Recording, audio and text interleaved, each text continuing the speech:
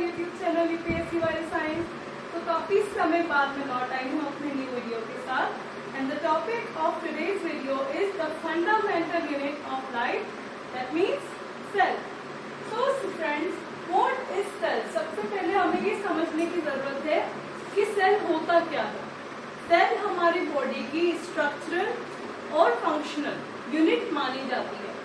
Cell का सबसे बड़ा काम है हमारी इंफॉर्मेशन को हमारी आने वाली संतति तक पहुंचाना। कैसे?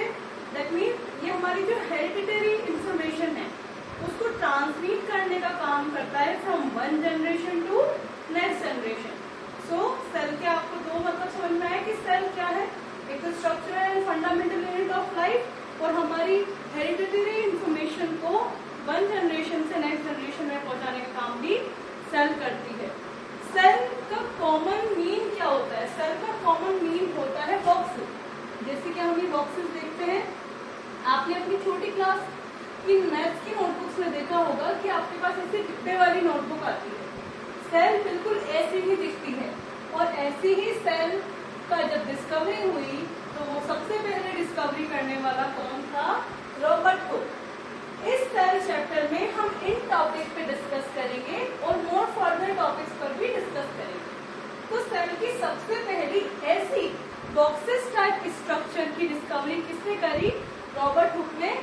रॉबर्ट हुक ही ऐसे पहले साइंटिस्ट थे जिन्होंने क्या किया? फर्स्ट ऑब्जर्व किया सेल को। कहाँ? डेड सेल को एक कॉक में, इसमें एक कॉक ऑफ कैम्बियम में। दूसरे थे ल्यूनहॉफ। ल्यूनहॉफ ने क्या करा? ल्यूनहॉफ ने फ्री लिविंग सेल का डिस्कवर किया। कहाँ पर? पोंड वाटर के अंदर। थर्ड थे रॉबर्ट ब्राउन। रॉबर्ट ब्राउन ने न्यूक्लियस की डिस्कवरी की। उसके बाद आते हैं पुरकिंजी। पुरकिंजी ही पहले साइंटिस्ट थे जिन्होंने प्रोटोप्लाज्म की एक गोल सी स्ट्रक्चर का क्या किया? डिस्कवरी की। नेक्स्ट आते हैं शेल्डन एंड शेवान। ये वो दो साइंटिस्ट थे जिन्होंने सेल थ्योरी प्रपोज करी। तो पहली सेल थ्योरी तो आती है एनिमल सेल की, और एक सेल थ्योरी आती है प्लांट सेल। तो ये दोनों साइंटिस्ट ने प्लांट सेल और एनिमल सेल की थ्योरी को क्या करा? रिप्रेजेंट करा। Last but not the least, Rudolf Virchow. Rudolf Virchow ने सेल थ्योरी को एक्सपेंड करते हुए कहा कि सेल, जितनी भी सेल्स हैं वो सब प्री एग्जिस्टिंग सेल्स से ही मिलकर बनी है। That means the cells are arises from pre existing cells. तो यहाँ पर तो हमारा डिस्कवरी वाला टॉपिक क्लियर होता है। Again I am repeating for you that cell discovery में ये जो मेन साइंटिस्ट हैं जिनके नाम आप यहाँ पढ़ पा रहे हैं, उनका मेन हाथ है सेल की डिस्कवरी में। पहले थे Robert Hooke, then Leeuwenhoek, then Robert Brown, Purkinje, Schleiden and Schwann and Rudolf Virchow. ये तो हुई बात डिस्कवरी की। अब हम बात करते हैं सेल थ्योरी। इस चैप्टर में ऐसे तो बहुत सारी सेल थ्योरीज हैं आपकी क्लास 9 के चैप्टर में, क्लास 8 के चैप्टर में, लेकिन जब आप कॉम्पिटिशन एग्जाम्स के लिए पढ़ते हैं तो सेल थ्योरी मेनली आपको 3 सेल थ्योरीज पढ़नी है।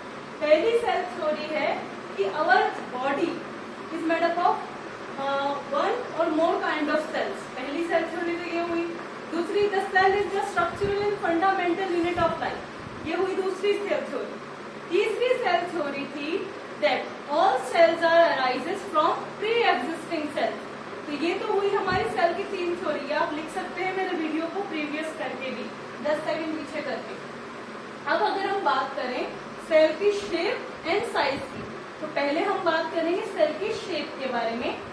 सेल की शेप 2 प्रकार की होती है, एक तो नॉन फिक्स्ड होगी और एक फिक्स्ड होगी। तो नॉन फिक्स्ड किसमें पाई जाएगी? अमीबा के अंदर। आपको पता ही है आप अमीबा का कैसा भी स्ट्रक्चर बना सकते हैं। आप चाहे तो ऐसा कर दीजिए, आप चाहे तो उसको अपने अकॉर्डिंग कुछ भी बना दीजिए।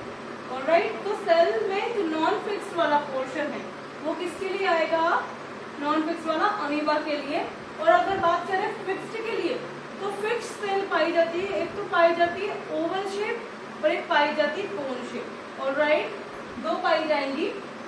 और अब अगर हम बात करें सेल के साइज के बारे में, तो सेल साइज के अकॉर्डिंग 2 पार्ट में बटा हुआ है। एक तो है यूकैरियोटिक और है एक प्रोकैरियोटिक। यूकैरियोटिक सेल साइज में बड़ी होती है और प्रोकैरियोटिक सेल साइज में छोटी।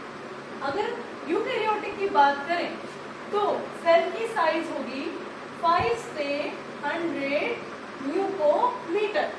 और अगर प्रोकैरियोटिक की बात करें तो सेल का साइज होगा सिर्फ 1 से लेकर 10 म्यूकोमीटर। ये तो बात होती है सेल की शेप और साइज के बारे में, जो आपको मैं रिपीट भी कर सकती हूँ। इस सेल की शेप की बात करें, एक तो होती non fix, that is an amoeba, and fix किसमें होगी, एक तो ओवल शेप और एक कोन शेप। ओके, नेक्स्ट अब आता है बात टाइप्स ऑफ सेल। सेल दो टाइप की पाई जाती है, एक तो होती है प्रोकैरियोटिक सेल, एक होती है यूकैरियोटिक सेल। प्रोकैरियोटिक सेल से बने ऑर्गेनिज्म प्रोकैरियोट्स कहलाते हैं और यूकैरियोट्स से बने हुए ऑर्गेनिज्म यूकैरियोट्स कहलाते हैं। प्रोकैरियोटिक सेल्स में जो न्यूक्लियस होता है वो डेफिनेट बिल्कुल भी नहीं होता, डेफिनेट उसमें न्यूक्लियस पाया ही नहीं जाता, एक डेफिनेट न्यूक्लियस बिल्कुल भी नहीं पाया जाता। और अगर यूकैरियोट्स की बात करें तो सेल में जो ऑर्गेनिजम्स पाए जाते हैं यूकैरियोटिक ऑर्गेनिज्म, उसमें एक डेफिनेट क्या पाया जाता है, न्यूक्लियस पाया जाता है। हमारा जो चैप्टर है वो यूकैरियोट्स से ही आगे बढ़ता हुआ जाएगा। जैसे प्रोकैरियोट है वो तो हम यहीं पर फिनिश करेंगे। अब बात करते हैं यूकैरियोट्स की। यूकैरियोट्स दो पार्ट्स में बढ़ता है, एक तो होता है यूनिसेल्युलर, एक होता है मल्टीसेल्युलर। यूनिसेल्युलर का मतलब होता है ऐसे सेल्स जो एक ही टाइप की सेल्स से मिलकर बने। इनका एग्जांपल्स है एमीबा, क्लेमाइडोमोनास एंड पैरामीशियम। आप एग्जांपल लिख सकते हैं क्योंकि एग्जाम्स में एग्जांपल्स ही आपसे पूछे जाएंगे, इतनी थ्योरीज के बीच में से एग्जांपल्स ही आते हैं।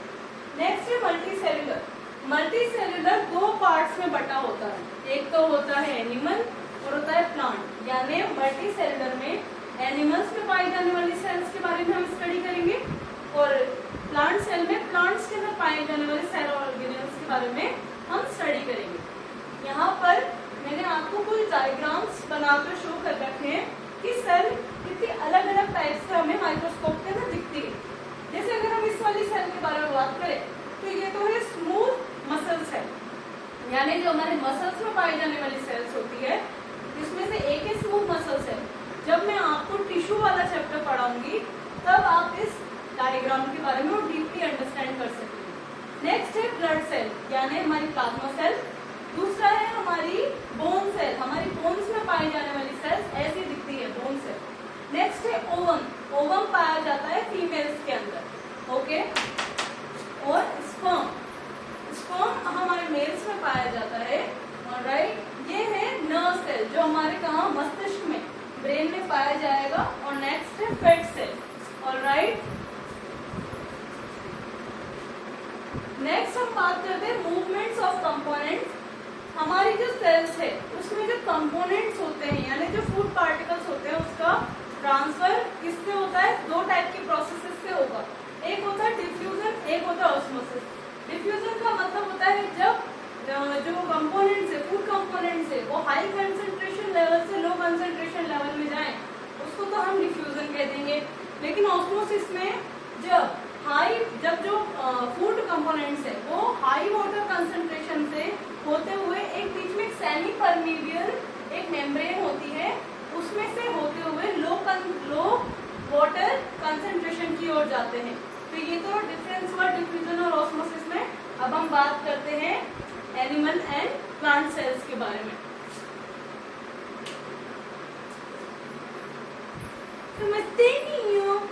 यूनिसेल्युलर और मल्टीसेल्युलर सेल्स के बारे में पढ़ चुके हैं, तो हमारा आगे का टॉपिक है मल्टीसेल्युलर सेल्स के अंदर कि मल्टीसेल्युलर सेल जो है वो यहाँ पर दो पार्ट्स में आपको बटा हुआ दिख रहा होगा इसमें कि मल्टीसेल्युलर सेल्स यहाँ पर दो पार्ट्स में बटा हुआ है। पहला तो है एनिमल सेल्स और दूसरा है प्लांट सेल्स। देखिए ये जो आप पूरा का पूरा एक जो यहाँ पर आप माइंड मैप देख रहे हो, ये माइंड मैप आपको अंडरस्टैंड करने में थोड़ी सी मुश्किल आएगी क्योंकि पूरा आपको मिक्स दिख रहा होगा। एनिमल सेल और प्लांट सेल में बहुत से सेल ऑर्गेनल्स कॉमन होते हैं, लेकिन क्या कॉमन नहीं है वो मैं आपको पहले ही बता देती हूँ। एनिमल सेल्स के अंदर सेल या प्लाज्मा मेम्ब्रेन, न्यूक्लियस, साइटोप्लाज्म और endoplasmic reticulum, Golgi apparatus, mitochondria, lysosome, vacuole और राइबोसोम पाए जाते हैं। वैसे के वैसे ही प्लांट सेल में भी पाए जाएंगे, लेकिन प्लांट सेल के अंदर इनके अलावा भी सेल वॉल, प्लास्टिड, ल्यूकोप्लास्ट और क्रोमोप्लास्ट। तो सबसे पहले हम बात करेंगे किसके बारे में? प्लांट सेल के बारे में। प्लांट सेल पाई जाती है प्लांट्स के अंदर, और प्लांट सेल्स कितने भागों में बटी है? प्लांट सेल इन सभी भागों में बटी हुई है। तो सबसे पहले हम बात करते हैं प्लांट सेल के सबसे बाहर क्या पाया जाता है? प्लांट सेल के सबसे बाहर पाया जाता है सेल वॉल। सेल वॉल क्या है? Cell wall is a rigid, non living and freely permeable and mainly composed of cellulose. यानी सबसे बाहरी परत है, सबसे कठोर परत है, और इसके अंदर क्या होता है? फ्री लिविंग सेल्स घूम सकते हैं, लेकिन किसकी वजह से? सेमी परमियल मेम्ब्रेन की वजह से। सेमी परमियल मेम्ब्रेन का मतलब होता है जो सारे पार्टिकल्स को अंदर नहीं जाने देगी, कुछ सिलेक्टिव पार्टिकल्स को ही अंदर बाहर जाने देगी। ऑलराइट, ये मेनली किससे बनी होती है? Cell wall. Cell wall mainly बनी होगी सेल्यूलोज से।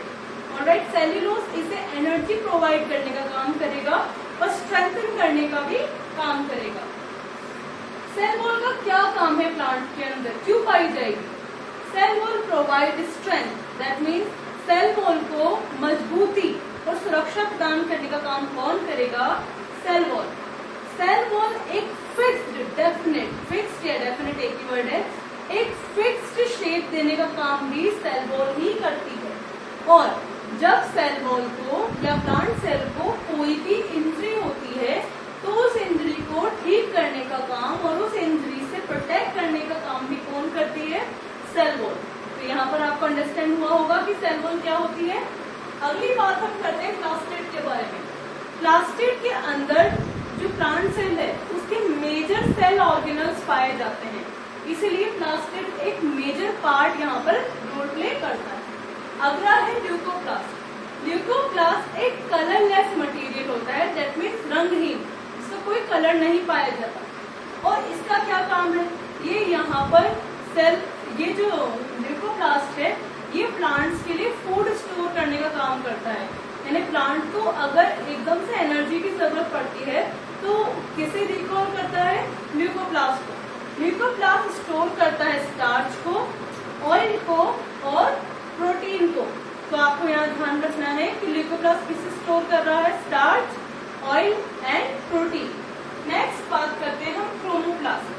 क्रोमोप्लास्ट आप लोगों ने पढ़ा होगा आपकी 6-7 क्लास के अंदर। ये क्लोरोप्लास्ट होता क्या है? क्लोरोप्लास्ट एक कलरलेस प्लास्टिड होता है। क्या कहलाता है? Colourless plastid. और ये provide colour to the fruit and flower. ये खुद तो कलरलेस होता है, लेकिन ये फ्रूट और फ्लावर को क्या देने का काम करता है? कलर देने का काम करता है। आपने पढ़ा होगा क्लोरोप्लास्ट को फोटोसिंथेसिस वाली प्रोसेस में, क्योंकि हम इसे किचन भी कहते हैं। हम प्लांट का किचन किसे कहते हैं? लीफ को कहते हैं। ये वहीं पाया जाएगा। ग्रीन क्लोरो कलर प्लास्टिड, जो ग्रीन कलर का कलर प्लास्टिड होता है उसे ही हम क्लोरोप्लास्ट कहते हैं। यानी क्लोरोप्लास्ट बनने के लिए ग्रीन कलर के प्लास्टिड की जरूरत है, वो आगे जाकर क्लोरोप्लास्ट का निर्माण करता है। और क्रोमोप्लास्ट जो होता है इसके पास इसका खुद का डीएनए और राइबोसोम पाया जाता है। दैट मीन्स इसे कहीं से शेयर नहीं करना पड़ता, इसके अंदर ऑलरेडी ये चीज मौजूद होती है। तो हमने 4 टॉपिक्स यहाँ पर क्लियर करे। एक तो था हमारा सेल वॉल, एक था प्लास्टिड, एक था ल्यूकोप्लास्ट और एक था क्रोमोप्लास्ट। ये तो वो पॉइंट्स थे जो प्लांट सेल के अंदर ही पाए जाएंगे, इसमें नहीं पाए जाएंगे। अब हम बात करते हैं जो इसमें भी पाया जाता है। तो प्लांट सेल के अंदर सबसे पहले क्या पाया जाएगा? प्लांट सेल में cell wall, plastid, leucoplast and chromoplast. Alright, अब बात करते हैं कि इसमें एनिमल सेल में क्या पाया जाता है। एनिमल सेल में सबसे पहले पाई जाती है सेल मेम्ब्रेन या प्लाज्मा मेम्ब्रेन। जैसे हमने पढ़ा था कि वहाँ पर सेल वॉल है, तो यहाँ पर क्या है? सेल मेम्ब्रेन या प्लाज्मा मेम्ब्रेन। ये जो प्लाज्मा मेम्ब्रेन है ये लिपिड से मिलकर बनती है, और जो चीज लिपिड से मिलकर बनती है वो थोड़ी सी स्ट्रॉन्ग होती है, वो थोड़ी सी रिजिड, दैट मीन्स थोड़ी सी हेल्दी भी होगी, यानी मोटी भी होगी। इसका मोटी होने का क्या कारण होता है? ताकि ये हमारी सेल को प्रोटेक्शन दे सके किसी भी इंजरी से। तो ये किससे मिलकर बनी होगी? एक तो मिलकर बनी है प्रोटीन से और एक मिलकर बनी है लिपिड से। और इसका क्या काम है? जैसे कि सेल वॉल के बारे में हम बात कर रहे थे कि डेफिनेट शेप दे रहा था, बिल्कुल वैसे ही सेल मेम्ब्रेन इसे भी एक डेफिनेट शेप देने का काम करता है। और सेल मेम्ब्रेन और क्या करता है, ये क्या करता है, जितने भी इसके अंदर फूड मटेरियल सेग्रेट्स होते हैं उनका कंटेंट को आपस में इकट्ठा करके स्टोर करने का काम भी करता है। नेक्स्ट बात करते हैं न्यूक्लियस की। न्यूक्लियस कैसा दिखता है, न्यूक्लियस दिखता है ओवल शेप, यानी अंडे की शेप का न्यूक्लियस देखा जाता है। और न्यूक्लियस, अकेले न्यूक्लियस के बारे में हम बात नहीं करेंगे। न्यूक्लियस के अंदर 4 पार्ट्स पाए जाते हैं। तो पहले पार्ट का नाम है न्यूक्लियर मेम्ब्रेन, बिल्कुल बाहर होगा। सेकेंड है न्यूक्लियोप्लाज्म, यानी न्यूक्लियस के अंदर जो प्लाज्मा भरा रहता है उसे न्यूक्लियोप्लाज्म कहा जाता है। नेक्स्ट है क्रोमेटिन मटेरियल, जो ऐसी धागे जैसी स्ट्रक्चर इसके अंदर पाई जाएगी वो क्रोमेटिन मटेरियल पाया जाता है। नेक्स्ट है न्यूक्लियोलस, इसकी जो लेयर है यहाँ पर जो अंदर है इसे न्यूक्लियोलस कहा जाता है। तो जैसे मैं आपको अपने अगले वीडियो में आपको हर एक टॉपिक के डायग्राम्स एक्सप्लेन करूंगी कि इन्हें बनाते कैसे हैं और इनकी नेमिंग कैसे करनी है, उसमें हम इस न्यूक्लियस वाले पोर्शन को भी ले लेंगे। नेक्स्ट आएगा साइटोप्लाज्म। साइटोप्लाज्म क्या करता है, साइटोप्लाज्म फ्लड कंटेंट, जो सेल का फ्लड कंटेंट है उसको स्टोर करने का और सेफ रखने का काम करता है। नेक्स्ट, ये फ्लड कहाँ ऑकर करेगा, it occur between plasma membrane and nuclear membrane, यानी न्यूक्लियर मेम्ब्रेन और प्लाज्मा मेम्ब्रेन के बीच में फ्लड पाया जाता है, जिसे हम क्या कहते हैं, साइटोप्लाज्म। साइटोप्लाज्म के अंदर ही मेजर सेल ऑर्गेनल्स पाए जाते हैं। वो मेजर सेल ऑर्गेनल्स कौन कौन से, चलिए देखते हैं। सेल ऑर्गेनल्स कौन से पाए जा रहे हैं यहाँ पर, endoplasmic reticulum, next is Golgi apparatus. Endoplasmic reticulum को हम शॉर्ट फॉर्म में ER कहते हैं। नेक्स्ट है Golgi apparatus, next mitochondria, next is lysosome, then vacuoles and ribosome. तो हम एक एक करके इसकी स्टडी करते हैं। सबसे पहली बात करते हैं एंडोप्लाज्मिक रेटिकुलम, जिसे शॉर्ट फॉर्म में ER कहा जाता है। ये एक लार्ज नेटवर्क मेम्ब्रेन है, दैट मीन्स ये ऐसा सेल ऑर्गेनल्स है जिसमें बहुत बड़ा सेल का एक नेटवर्क होता है। जैसे हमारी बॉडी में नर्व्स का एक नेटवर्क पाया जाता है, इसके थ्रू ही सारा फ्लड इधर से उधर जाता है, बिल्कुल वैसे ही ER यानी एंडोप्लाज्मिक रेटिकुलम के अंदर एक लार्ज नेटवर्क ऑफ मेम्ब्रेन क्या होता है, एक लार्ज नेटवर्क ऑफ मेम्ब्रेन पाया जाता है। यानी इसमें बहुत सारी मेम्ब्रेन आपको मिलेंगी, एक दूसरे से कनेक्ट कर रही है, दूसरे तीसरे से कनेक्ट कर रही है, बिल्कुल ऐसे जैसे ट्रेन की पटरियां कनेक्ट करती हैं आपस में, बिल्कुल वैसे के वैसे। दूसरी बात, एंडोप्लाज्मिक रेटिकुलम का फंक्शन क्या है।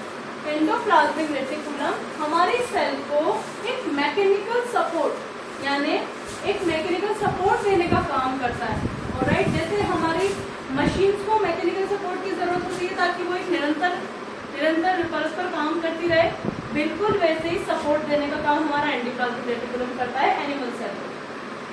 इसका दूसरा फंक्शन है serves a channel for the transportation of all the membrane. जैसे कि मैंने आपको कहा कि एंडोप्लाज्मिक रेटिकुलम जो है वो एक बड़ा सा सेल मेम्ब्रेन का नेटवर्क है। तो वो बड़ा सा सेल मेम्ब्रेन का नेटवर्क किस लिए काम आ रहा है, वो इसीलिए काम आ रहा है ताकि जो भी फ्लड है, जो भी फूड मटेरियल है, उसे एक जगह से दूसरी जगह पे ट्रांसफर किया जा सके। स्पेशली वो कौन सा फूड मटेरियल है, दैट इज द प्रोटीन। जैसे कि आप जानते हैं हमारी बॉडी में भी प्रोटीन क्यों पाया जाता है, ताकि हमारी मसल स्ट्रांग बने। जितने भी लड़के जिम जाते हैं वो प्रोटीन क्यों लेते हैं, ताकि उनकी मसल्स काफी स्ट्रांग बन जाए, इस वजह से प्रोटीन यूज करते हैं। इसीलिए यहाँ पर भी मेम्ब्रेन की आवश्यकता इस प्रोटीन के ट्रांसपोर्टेशन के लिए ही काम आती है। एंडोप्लाज्मिक रेटिकुलम 2 टाइप का पाया जाता है फ्रेंड्स। एक तो होता है कौन सा, एक है RER, that means rough endoplasmic reticulum. दूसरा है SER, जो है स्मूथ एंडोप्लाज्मिक रेटिकुलम। जो रफ वाला है, दैट मीन्स RER है, उसके अंदर क्या होता है, जो राइबोसोम है वो मेम्ब्रेन के साथ क्या होगा, अटैच होगा। इसका इतना सा ही डिफरेंस है कि RER में राइबोसोम अपनी मेम्ब्रेन के साथ अटैच होगा और SER के अंदर ये बिल्कुल भी नहीं होता, राइबोसोम अपनी मेम्ब्रेन के साथ अटैच ही नहीं होता। ऑलराइट, दूसरी बात जब हम करते हैं, यहाँ पर तो हमने इस बात को कंप्लीट कर दिया। दूसरी बात हम करते हैं गोल्जी एपरेटस की। गोल्जी एपरेटस क्या है, it is a set of membrane which is bounded by few cells, just like हम उस सेल्स का हम शेप कह सकते हैं कि स्मूथ भी है, ओवल भी है, यानी यहाँ पर स्ट्रैंड वाली सेल्स भी हैं। लेकिन मेन बात आपको ये ध्यान रखनी है कि गोल्जी एपरेटस के अंदर जो मेम्ब्रेन है वो बहुत सारी सेल्स से एकदम बाउंडेड होती है। और इसका क्या काम है?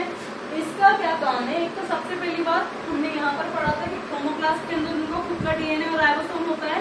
बिल्कुल उसी तरह गोल्जी एपरेटस में भी उनका खुद का डीएनए और राइबोसोम पाया जाता है। आगे की बात करते हैं, इसका क्या काम है? गोल्जी एपरेटस का काम है फूड मटेरियल को स्टोर करना, इतना छोटा सा काम है। थर्ड आता है माइटोकॉन्ड्रिया। माइटोकॉन्ड्रिया आप सब जानते हैं इसे सेल का पावर हाउस कहा जाता है, लेकिन बहुत से बच्चे हैं जो ये नहीं जानते कि क्यों कहा जाता है सेल का पावर हाउस। इसे इसलिए कहा जाता है क्योंकि यहाँ पर एटीपी जनरेट होती है, इसीलिए। और कब? ब्रीथ करते टाइम। ऑलराइट, नेक्स्ट हम बात करते हैं माइटोकॉन्ड्रिया के बारे में। ये कैसा दिखता है? It is road shaped structural present in cytoplasm. Cytoplasm के अंदर एक रोड शेप्ड मटेरियल पाया जाता है।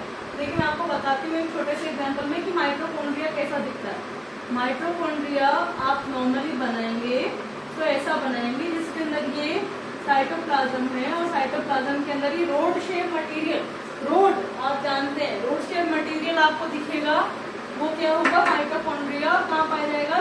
साइटोप्लाज्म के अंदर। दूसरा, इसका क्या काम है? Mitochondria it is a site of cellular respiration. जब भी हम रेस्पिरेशन करेंगे तो एनर्जी निकलेगी, तो उस एनर्जी को निकलने, वो एनर्जी किस रूप में निकलती है? वो निकलती है एज एटीपी। तो एटीपी के रूप में जब ये एनर्जी निकलती है तो उसे ही हम क्या कहते हैं? Mitochondria, the power house of cell. Next आता है लाइसोसोम। लाइसोसोम का फ्रेंड्स याद रखिए, लाइसोसोम के दो बहुत ही सिंपल नाम है जो नॉर्मली एग्जाम में पूछ लिए जाते हैं नीट के एग्जाम्स में, कि सुसाइडल वेग और डाइजेस्टिव वेग किसे कहा जाता है? तो किसे कहा जाएगा? लाइसोसोम को। लाइसोसोम की जो मेम्ब्रेन है it is bounded with vesicular structure in the cytoplasm. Cytoplasm के अंदर एक वेसिकुलर स्ट्रक्चर पाई जाएगी जिसे हम क्या कहेंगे? लाइसोसोम। ये मेम्ब्रेन से घिरा हुआ होता है। और नेक्स्ट, इसका क्या काम होगा? जितना भी सेल के अंदर एक ऐसा मटेरियल बाहर से आ रहा है, जैसे हम फॉरेन मटेरियल कहते हैं, जैसे हमारे इंडिया में बाहर से लोग आते हैं तो उन्हें फॉरेनर्स कहते हैं, ऐसे ही सेल के अंदर जितने भी फॉरेन मटेरियल्स आएंगे, जैसे हम कह सकते हैं वायरस कह सकते हैं, बैक्टीरिया कह सकते हैं, उस बैक्टीरिया को अंदर आने पर ये क्या करता है? उसे किल करने का काम करता है। जैसे हमारे फौजी भाई करते हैं बाहर के मटेरियल्स को, यानी बाहर की आतंकवादियों को मारने का काम करते हैं, बिल्कुल वैसा का वैसा काम करता है लाइसोसोम हमारी बॉडी के अंदर। दूसरा, ये क्या करता है? जितनी भी डेड और वोन आउट सेल है, दैट मीन्स वोन आउट सेल जो मरी हुई सेल्स है, उन सेल ऑर्गेनल्स को डाइजेस्ट करने का काम करता है। इसलिए लाइसोसोम का बहुत ही मेजर काम है यहाँ पर। नेक्स्ट आता है वैक्यूल। वैक्यूल एक स्टोरेज सेफ जैसा थैला टाइप स्ट्रक्चर होता है जो फॉर सॉलिड और लिक्विड कंटेंट, यहाँ पर कौन सा लिक्विड और सॉलिड कंटेंट यहाँ पर स्टोर होगा? जैसे हम लिक्विड और सॉलिड जो किसके थ्रू निकलता है? सेमी परमेबल मेम्ब्रेन के थ्रू निकलता है, वो सब स्टोर होने कहाँ जाएगा? वैक्यूल भाई साहब के पास जाएगा। नेक्स्ट आता है राइबोसोम। राइबोसोम कैसा दिखता है? डेंस, स्फेरिकल और ग्रेन्युलर पार्टिकल्स की तरह। इसका क्या काम है? इसमें जो भी ग्रेन्युलर पार्टिकल्स हैं वो अंदर बहुत फ्रीली क्या कर सकते हैं? मूवमेंट कर सकते हैं। और ये सबसे बड़ा साइट ऑफ क्या है? प्रोटीन सिंथेसिस का सबसे बड़ा काम कहाँ पाया जाएगा? राइबोसोम के अंदर पाया जाएगा। Last but not the least, एक बात मैंने आपको बताई थी प्रोटोप्लाज्म के बारे में। प्रोटोप्लाज्म क्या होता है? प्रोटोप्लाज्म सेल ऑर्गेनल्स को लाइफ देने का काम करता है। ऑलराइट फ्रेंड्स, तो यहाँ पर तो मेरे हिसाब से सेल वाला चैप्टर कंप्लीट होता है। इस नेक्स्ट वीडियो में बनाऊंगी, जिस वीडियो के अंदर मैं इसके सारे डायग्राम्स आपको एक्सप्लेन कर दूंगी। I hope you like the video. If you like it, please subscribe and like my channel. Thank you.